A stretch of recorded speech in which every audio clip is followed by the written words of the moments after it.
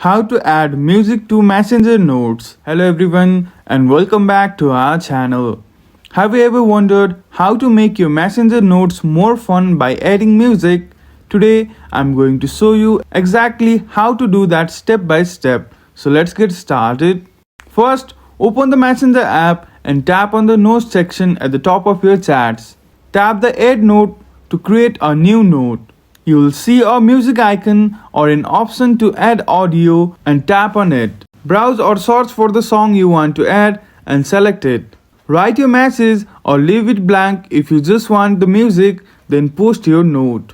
And that's it. Your Messenger note now has music to make it more engaging and personal. If this video helped you, make sure to like, subscribe and share it with your friends. Have questions or want to see more tips?